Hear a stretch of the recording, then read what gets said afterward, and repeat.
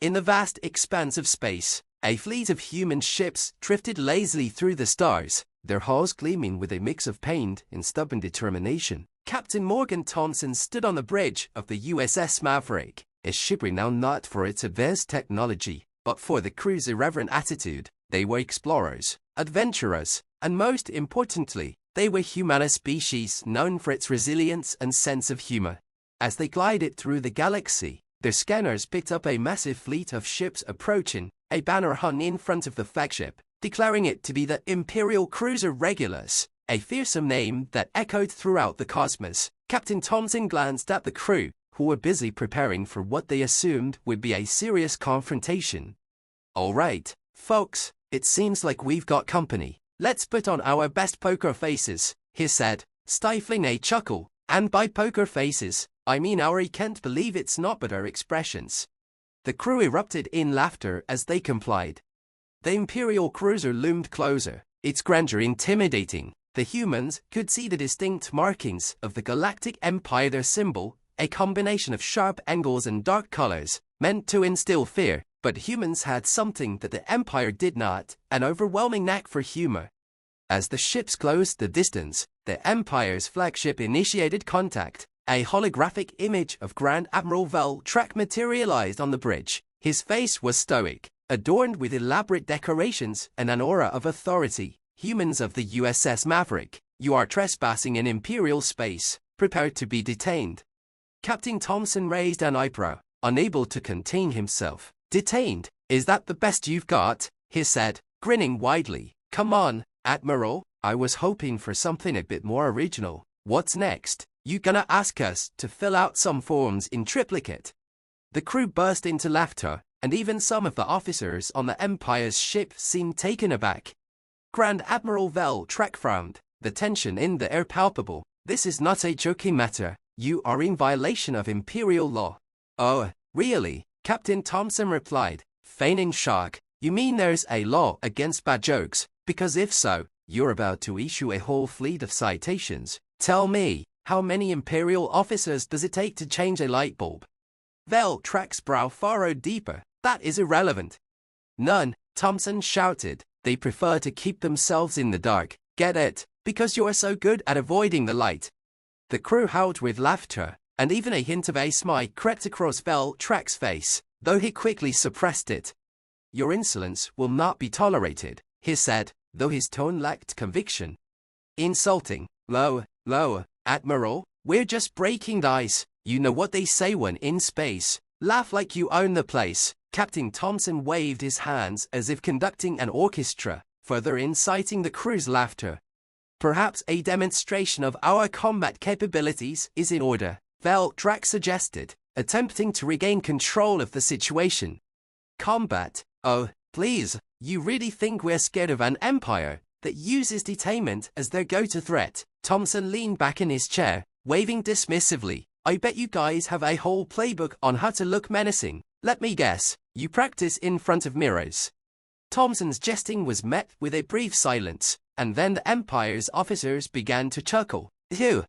Very well, humans," Valtrak relented, a hint of amusement breaking through his stern demeanor. "Let us show you how we negotiate with humor." As the initial tension dissipated, the conversation took a turn for the absurd. Humans and Imperials engaged in a light-hearted exchange of jokes and stories, sharing their cultures through laughter. The humans showcased their slapstick routines, while the Empire regaled them with tales of epic failures, like the time a fleet of Imperial ships attempted a synchronized dance for a galactic holiday and ended up colliding mid-performance. Hours passed as the humans turned the encounter into a full-blown comedy show. Laughter echoed through the void, and before long, Captain Thompson and Admiral Valtrak found themselves in an impromptu roasting session, each trying to outdo the other with increasingly ridiculous jokes. Eventually, both sides called a truce, realizing that humor had bridged the gap that the Empire's intimidation tactics had failed to close. "Perhaps we misjudged humanity," Valtrak admitted, his voice steady yet light. "You are not merely a species of primitive life forms. You are entertaining." "Hey, we may be primitive, but at least we know how to have a good time," Thompson laughed, raising his glass in salute to unexpected friendships and laughter in the stars. As the human fleet and the Imperial ships parted ways, a strange alliance began to form and build not on fear, but on humor, and as the humans set a course for new adventures, they couldn't help but laugh at the absurdity of it all. In the vastness of space, they had not only encountered a galactic empire, but had also turned an impending confrontation into a celebration of life, laughter, and the indomitable spirit of humanity. The end. This story captures the essence of HFY by showcasing human resilience and humor in the face of adversity while highlighting the importance of connection and camaraderie. Let me know if you'd like to explore or expand on any specific elements. In the deep void of space, where silence reigned and stars twinkled like distant dreams, the Galactic Empire held dominion. Vast fleets of starships patrolled the galaxy, projecting power and authority over countless planets. Among them, the SS Intrepid, a human ship equipped with the latest technology but manned by a crew, whose greatest asset was their penchant for absurdity, drifted unsuspectingly into Imperial territory. Captain Alex Harper leaned back in his chair on the bridge, a mug of steaming coffee in hand. He was a man of wit and charm, known for turning dire situations into laughable anecdotes. As they cruised through the void, the ship's radar began to beep furiously. "Captain, we're detecting multiple Imperial vessels approaching," shouted Lieutenant Maya Chen, her fingers flying over the controls. "They appear to be demanding our surrender." "Surrender?" Captain Harper chuckled, swirling his coffee. "You know what we do with demands. We turn them into punchlines. Prepare for contact." As the holographic display flickered to life, the imposing figure of Grand Admiral Vrax, the scourge of the Empire, materialized before them. His face was chiseled and adorned with the symbols of his rank, his expression stoic. "Humans," he intoned gravely, "you have trespassed into Imperial space. Prepare to be detained." Captain Harper leaned forward, a mischievous grin spreading across his face. "Detained? That sounds suspiciously like a fancy way of saying we want to hang out." The bridge crew erupted into laughter, and even Vrax's stoicism wavered for a split second. "This is no laughing matter. You will face the full wrath of the Empire." Harper held up a hand. "Wrath? Oh, come on. If we wanted to experience wrath, we just ask for the coffee refill from Lieutenant Chen. But here's a better idea. How about a comedy roast instead? I bet you've got some good material to work with." Vrax, momentarily taken aback by the audacity, frowned deeply. "This is unacceptable. We will not tolerate." "Tolerate? We humans thrive on tolerating nonsense," Harper interrupted. "Let me ask you something. Why don't Imperial officers play hide and seek? Because good luck hiding when you can't stop yelling about how awesome you are." The crew roared with laughter while Vrax's eyes narrowed. "You jest at a grave time. You are making a mistake." "Making a mistake? Oh, we humans are experts in that department. But let's talk about your fashion choices instead. Do you have a deal with a local black hole for that uniform? Because it's sucking all the light out of the room." Harper shot back. Now visibly annoyed, Vrax decided to attempt a more serious approach. "I will give you one chance to surrender peacefully." "Peacefully?" Harper exclaimed. "That's the funniest thing I've heard all day. You think we'd go peacefully when we can have fun? Listen, Admiral, if you want to teach us a lesson, you'd better bring your A-game, because this is going to be a comedy show." Vrax's eyes blazed with irritation. "Very well, if it is a show you want, then let us make this a battle of wits. Prepare for combat, but know that I will crush your arrogance." "Crush our arrogance? Please, the only thing you'll crush is our spirits, and we'll just come back with more coffee and worse jokes." Harper grinned as he hit the ship's comms. "All right, crew, get ready for the Imperial Comedy Showcase. Let's show them how we do things on Earth." As the SS Intrepid and the Imperial fleet squared off, what followed was nothing short of chaos. Humans, fueled by caffeine and creativity, unleashed an array of hilarious pranks and slapstick routines, baffling the seasoned warriors of the Galactic Empire.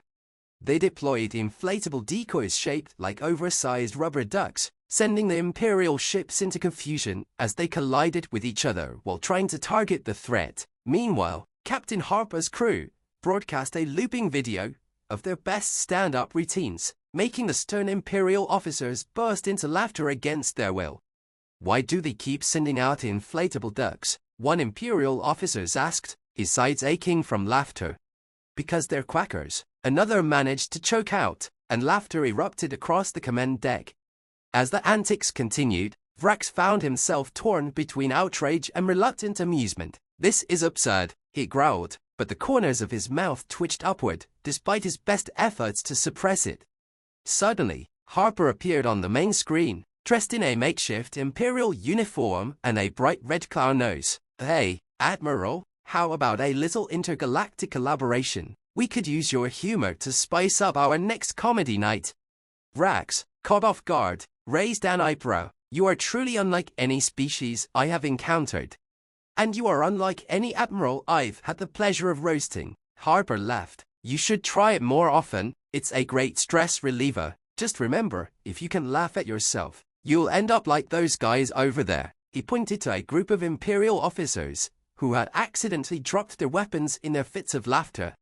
With the chaos escalating and humor reigning supreme, Vrax realized that perhaps this encounter with humanity wasn't so terrifying after all. In a surprising turn of events, he decided to join in on the fun. "Very well, if you wish to turn this into a comedy of errors, then let us see who can tell the worst joke."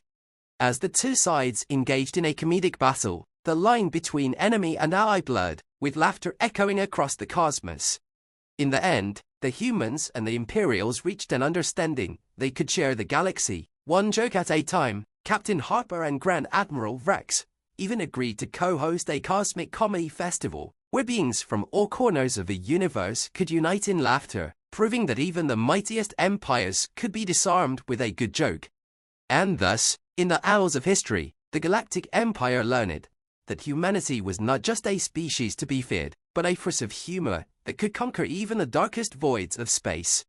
The end. This story emphasizes the humor and resilience of humanity while showcasing the absurdity of intergalactic conflict. Let me know if you'd like to explore more themes or ideas.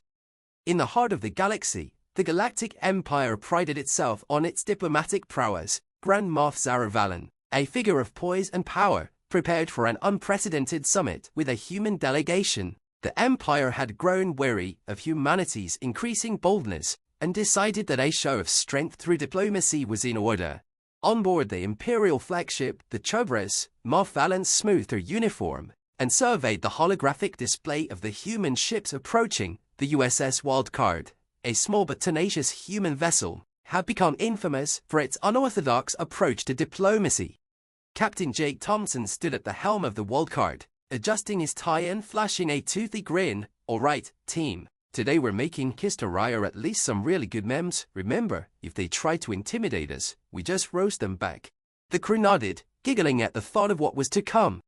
As the Wildcard docked at the Imperial flagship, the crew stepped into the Grand Diplomatic Chamber, a room filled with elegant decor, large portraits of past Moffs, and an air of superiority. The humans stood out, wearing mismatched outfits. Captain Thompson in a Hawaiian shirt and flip-flops, his crew in a mix of casual and bizarre attire. Moff Valon, flanked by her advisors, raised an eyebrow as the humans entered. "Welcome, humans. We are here to discuss your recent actions in the Outer Territories." "Yeah, about that," Thompson interrupted, his grin widening. "Can we just skip to the part where we all agree that your uniforms look like something out of a bad sci-fi movie? Did you all coordinate this look in the dark?" Laughter rippled through the human crew, while Valon's advisors shifted uncomfortably. The Moff maintained her composure, though the corners of her mouth twitched. "I assure you, our uniforms are a symbol of our power and prestige." "Right, and what power is that?" Thompson retorted. "The power to look like you just walked off a fashion disaster runway. No offense, but you all look like you're trying to sell me insurance instead of running an empire." Valon's patience began to wear thin, but the humor of the situation was undeniable. "Let's focus on the matter at hand, shall we? Your reckless behavior is causing unrest in the galaxy." "Oh, unrest?" Thompson laughed, raising a hand dramatically. "If you want unrest, you should see our family reunions. Ever try to negotiate peace when Aunt Mildred starts arguing with Uncle Joe about whose potato salad recipe is better? Now that's chaos." The chamber erupted in laughter, And even Valen couldn't help but crack a smile. Perhaps we should discuss this further. Absolutely, Thompson exclaimed. But first, let's address the elephant in the room, your hair. I mean, what's with the helmet hairstyle? Did you lose a bet, or is it just a statement? Valen's expression hardened, but our advisors were struggling to keep a straight face. We have traditions. Traditions? Thompson interrupted again. Is that what we're calling it now? I thought it was an intergalactic conspiracy. To make everyone else feel better about their own hairstyles. You all look like a band of interstellar headbangers. As the banter continued, the room filled with laughter. Diplomacy took a backseat to the sheer absurdity of the situation. Ma Fallon finally cleared her throat, struggling to regain control. We're here to establish peace, not to entertain. Who says we can do both? Thompson shot back. You know, in our culture, we believe that laughter is the best way to break down barriers. Just like our favorite late-night talk show host says if you can laugh at yourself, you might be the empire. More laughter erupted, and Valen finally relented, leaning back in her chair. Perhaps I underestimated the power of humor. Let's discuss our terms, shall we? With the atmosphere now lightened, they proceeded to negotiate with humor interwoven into their discussions. The humans shared stories of their most embarrassing moment, like the time Captain Thompson accidentally launched a pie instead of a torpedo during a training exercise, hissing his own ship instead. By the end of the summit, Valen was thoroughly entertained and surprisingly charmed by the human delegation. You humans may be unpredictable, she admitted, but your ability to find humor in any situation is impressive. Perhaps we can reach an agreement that benefits both our peoples. Absolutely, Thompson replied, extending his hand. Just remember, if you ever need someone to lighten the mood at your next Empire gathering, you know who to call. We'll bring the jokes, and you can bring those stellar helmets of yours. With laughter echoing throughout the Chubris, the two sides agreed to collaborate on a series of intergalactic cultural exchanges, showcasing the importance of humor in forging alliances. As the human delegation departed, Moff Valen watched them go, shaking her head in disbelief at how a diplomatic meeting had turned into a comedy roast. In the end, the Galactic Empire learned that laughter could indeed be a powerful tool, and humanity had proven that sometimes the best way to disarm an opponent is to make them laugh until they cry. The end. This story highlights the power of humor in diplomacy and showcases humanity's unique ability to connect with others, even in tense situations. If you have any specific themes or ideas you'd like to explore next, just let me know. In the year 2350, the Galactic Empire had reached the pinnacle of its expansion, boasting 1,000 planets under its control. The Empire's influence was absolute, and its citizens were taught to fear and respect its might. However, a tiny, blue planet called Earth had caught the Empire's attention, not for its military prowess, but for its remarkable absurdity. One fateful day, the Empire intercepted a transmission from the Earth, a comedy broadcast. The star of the show, a human named Sam Reynolds, was a legendary comedian, known for his outrageous observations about life, the universe, and everything in between. The transmission was a hit, going viral across the Empire's networks. Grand Emperor Zoloth, a large, imposing figure with gleaming scales and piercing eyes, watched the broadcast with increasing frustration. "What is this nonsense?" he growled, slamming a fist on the armrest of his throne. "These humans think they can mock us." His advisors, a wiry creature named Zyla, cleared his throat. "Your Excellency, perhaps we should consider a more diplomatic approach. They seem different. Their humor is unlike anything we've encountered." "Different?" Zoloth scoffed. "This is a mockery. Summon the fleet. We will show them the consequences of their insolence." Meanwhile, aboard the USS Adventure, Captain Sam Reynolds and his crew were preparing for their next comedy tour across the galaxy. They have recently received an invitation to perform for a diplomatic gathering with the Galactic Empire, a rare opportunity that could open up new avenues for interstellar relationships. "All right, team," Sam announced, adjusting his microphone and grinning at his crew. "We're headed to meet some of the most powerful beings in the galaxy. Remember, the goal is to make them laugh, preferably at themselves. Who's ready for the Galactic Comedy Tour?" The crew erupted into cheers, enthusiasm filling the air. Little did they know, the Empire's fleet was on its way to intercept them. As the Adventure entered Imperial territory, sensors began beeping. "Captain, we have multiple ships on our tail," shouted LT. Maria Lopez, her eyes wide. On screen, Sam commanded, and the display flickered to show an impressive formation of Imperial ships, each more intimidating than the last. Grand Admiral Creel, a formidable warrior, appeared on the screen. "Human vessel, you are in violation of Imperial space. Prepare to be boarded." Sam, unfazed, leaned closer to the screen. "Boarded? Wow, I didn't know you guys were into surprise parties. But let me guess you're going to show up uninvited, wearing your best intimidation faces." Creel's expression darkened. "This is no time for jokes. Human, you are to be detained for your mockery of the Empire." "Oh, I'm not mocking the Empire," Sam retorted, a mischievous glint in his eye. "I'm just here to help you guys lighten up. I mean, look at you. You all look like you just got out of a starship battle with no sense of humor left. How do you even relax? I can't imagine you guys at a spa day." His crew erupted in laughter, but Creel was not amused. "You will regret this insolence." "Regret?" Sam shot back. "The only thing I regret is not bringing my stand-up routine for your next Galactic Power meeting. I bet you could use a little humor at those gatherings. No offense, but I hear they're as exciting as watching paint dry on a starship." Creel's jaw clenched, but even he had to admit the truth of it. The Imperial officers surrounding him stifled chuckles, struggling to maintain their stern appearances. Realizing this was an opportunity, Sam continued, "Listen, we could make history here. Let's have a comedy show. You bring the security, I'll bring the laughs. Who knows, you might just discover the secret to galactic peace." Is a good punchline.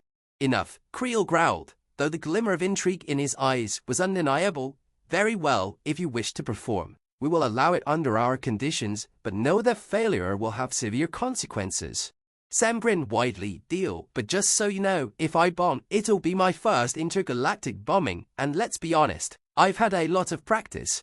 As the adventure docked on the Tuvras, the crew quickly set up a makeshift stage in the Grand Hall, adorned with ornate decorations, and a skeptical audience of Imperial officials. Sam took center stage, holding the mic confidently.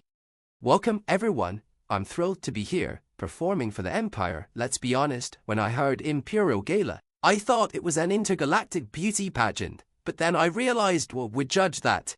Laughter erupted, and the stern expressions of the Imperial officers began to crack.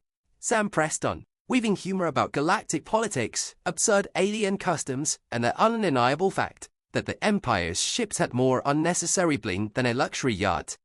"Seriously, I've seen less gold on a Vegas showgirl than on your flagship," he joked, pointing toward Creel, who fought to suppress a chuckle.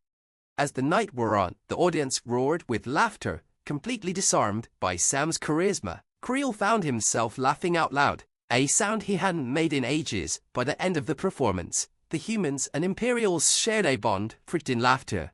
"Perhaps we underestimated your kind," Creel admitted, wiping tears of laughter from his eyes. "You may have earned your place in our galaxy after all." Sam grinned, his heart swelling with triumph. "See, just remember, if you want to win over an audience, make them laugh. After all, a galaxy united by humor is a galaxy that will never fall apart." As the humans prepared to leave, the Empire extended an invitation for further cultural exchanges. The Galactic Comedy Tour had not only entertained, but had opened doors for understanding between two vastly different species. And so, in the pages of galactic history, the day the humans invaded the Empire with humor became a celebrated tale, reminding everyone that sometimes the best weapon isn't a starship, or a lacerate, a well-timed joke.